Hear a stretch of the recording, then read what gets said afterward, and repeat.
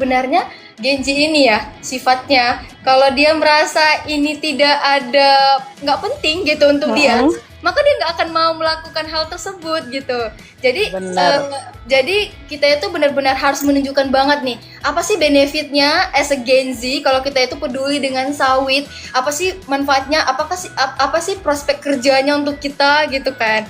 Nah jadi aku biasanya tuh bisa menarasikan gitu kan kalau misalkan sawit ini, kalau kita peduli dengan isu sawit ini, itu bisa menjadi pemutus rantai stigma atau misinformasi gitu. Jadi kayak dunia internasional kan seringkali kan memandang sawit hanya dari satu sisi deforestasi, sedangkan anak muda ini dia tuh punya sekali potensi yang sangat besar dalam kemampuan dia berkomunikasi yang lebih cair untuk menyeimbangkan narasi tersebut seperti itu. Nah, jadi kalau misalkan kita ngajak mereka nih, ayo nih kita ikut lomba seperti ini. Nah, jadi pasti nanti kontennya ini akan naik. Jadi banyak nanti informasi dari dunia luar yang tahu kalau misalkan sawit ini itu tidak merusak lingkungan dan lain sebagainya gitu.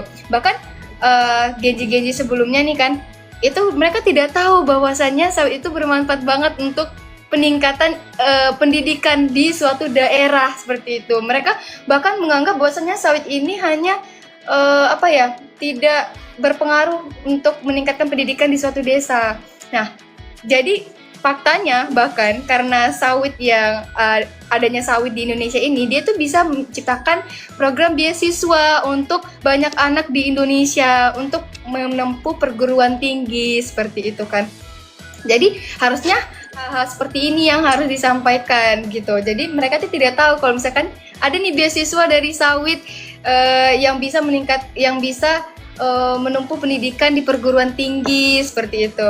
Terus juga kita juga bisa mengajak mereka as a Genji itu kalau misalkan ada nih inovasi riset untuk masa depan di perkebunan kelapa sawit yang ini bakal menempuh nilai kritis kita dan juga ini juga dapat membantu di aspek sosial dan juga menjadi nilai bisnis gitu Kak. Karena kan inovasi-inovasi baru dari penelitian yang kita lakukan itu bisa jadi bisnis bagi anak-anak muda, karena aku bisa lihat nih beberapa kampus seperti Instiver kayaknya dia kalau misalkan ada expo gitu kan banyak banget inovasi-inovasi anak muda dari turunan kelapa sawit seperti itu kan, itu bisa jadi nilai bisnis bagi mereka, jadi penghasilan untuk Genji seperti itu. Jadi walaupun santai ya ada penghasilan seperti itu, dan ini itu tidak tersampaikan oleh banyak masyarakat seperti itu. Benar banget.